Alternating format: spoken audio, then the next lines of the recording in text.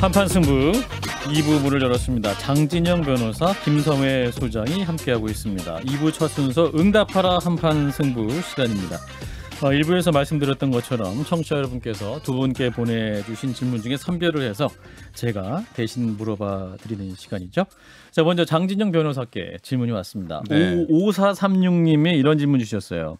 채널의 이동재 기자건이 문재인 정권의 적폐수사 공수처 1호 사건이 될 거라고 말씀하셨는데 네. 그 예언, 구체적 이유를 설명해 달라. 예. 질문이 정말 좋습니다. 예.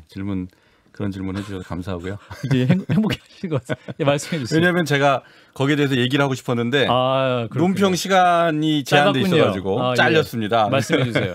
네. 얘기할 수 있어서 감사합니다. 이 사건은요, 그 강요미수 사건이라는 강요미수.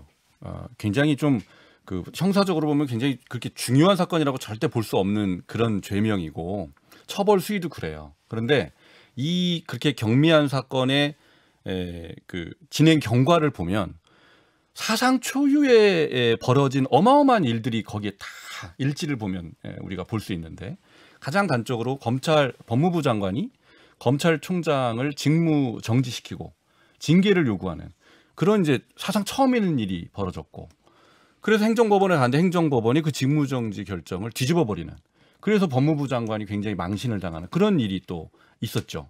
또 보세요. 정진훈 차장검사가 몸을 날려갖고 검사장하고 격투를 하는 그런 일들이 국민들 앞에 벌어졌고, 이런 전에는 상상을 할 수 없는 일들이 이 강요미수 사건 전후 진행 경과에서 있었거든요. 왜 대체 이렇게 별로 그렇게 중하지 않은 사건에 법무부 장관이 검찰총장하고 전면전을 벌이면서까지 이런 일들이 벌였느냐? 저는 이제 그게 굉장히 중요하다라고 보는 거예요. 그건 아직 밝혀지지 않았습니다. 많은 국민들은 검찰총장을 쫓아내기 위한 법무부 장관의 그런 일련의 작업이었다, 이렇게 이제 의심을 하지만 대체 이거를 누가 결정을 해서 어떤 경로를 통해서 이런 것들이 실행이 됐는가, 이거는 밝혀져야 될 거라고 생각합니다. 만약에 이것이 어떤 권력을 남용했다든지 어떤 목적을 가지고 청와대에 하명이 있었다라고 하면 이거는 초유의 국정농단 사건이 될 수 있는 거거든요. 왜냐하면 검찰총장이라는 굉장히 중요한 자리에 있는 사람을 쫓아내기 위한 공작이었다, 이렇게 되면 그건 이제 의혹입니다. 근데 이런 것들이 확인돼야 되는 사건이다. 그렇기 때문에 정권이 바뀌었을 때는 제가 예언한 대로 공수처 1호 사건이 될 가능성이 있다. 국정농단이라는 단어까지 쓰시면서 굉장히 심각한 사건이다, 이렇게 말씀해 주셨는데, 그 김성회 소장께 드린 질문이 그 같은 답변을 반론으로 녹일 수 있는 질문이어서 그 질문 드리면 같이 반론과 함께 답변을 주시면 좋을 것 같아요. 이동재 기자 사건, 그 열린민주당 최강욱 대표는 검언유착이라고 단언을 했는데 이 주장이 맞다고 보시는지 답변해 주시고 짧게 답변해 주셨어요. 네.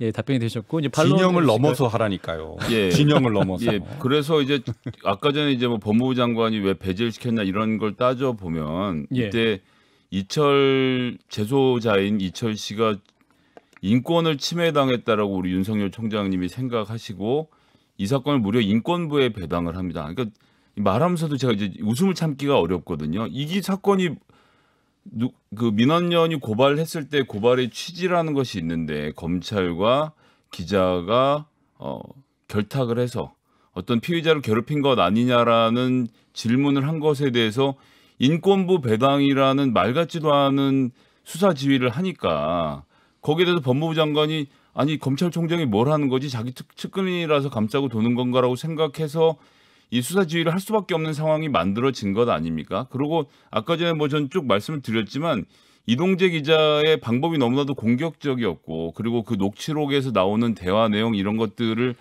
보았을 때도 한동훈 검사와의 어떤 이 사전에 공모가 있었을 거로 충분히 짐작하는 부분이 있기 때문에 그 부분에 대해서는 조금 전에 말씀드린 대로 포렌식을 통해서 열어보면 된다. 그리고 그 사건을 자꾸 그냥 덮으라고 하는데 이성윤 지검장의 입장도 확인해 봤는데 본인이 휴가 간 날 결재를 상신을 하고 결재가 부결되는 방식으로 두세 차례 이성윤이 결재를 안 해줬다는 식의 이 언론 플레이까지 검사들이 해왔던 과정을 생각해 보면 그냥 포렌식을 빨리 해서 이 문제를 종결 지었으면 좋겠습니다.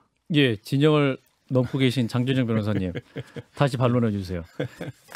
아니 그 인권부 배당이라는 거는 있잖아요. 이 이제 검찰 수사 그런 부서 조직에 대한 좀 설명을 드리면 뭐 예를 들어서 그 타이틀이 인권부라고 하더라도 있잖아요. 인권부라는 게 있나요? 잘 모르겠어요.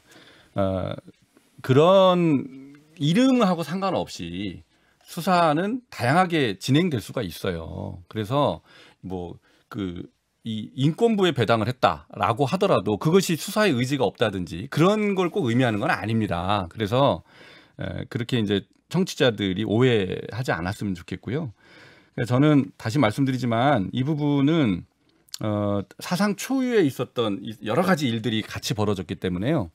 그 부분은 근데 추미애 장관은 유감스럽게도 무죄 판결에도 불구하고 이번에는 재판부를 개혁해야 된다. 뭐 이제 이렇게까지 나가더라고요. 저는 이제 계속 그렇게 하셨으면 좋겠어요. 계속 그렇게 하셔서 이제 이거를 누가 옳은지 보자라는 단계까지 좀 나갔으면 좋겠다. 예, 뭐 공수처는 특히나 정권 편이 아니기 때문에 뭐 나중에 1호 이렇게 할 필요 없이 뭐 필요한 기간이 되면 공수처가 알아서 하지 않을까 생각합니다. 예, 알겠습니다. 두 번 토론 여기서 마치도록 하고 지금 한판집 가면서 굉장히 많은 토론이 예정돼 있기 때문에 이 문제는 여기까지 하도록 하겠습니다. 응답하라 한판 승부였습니다.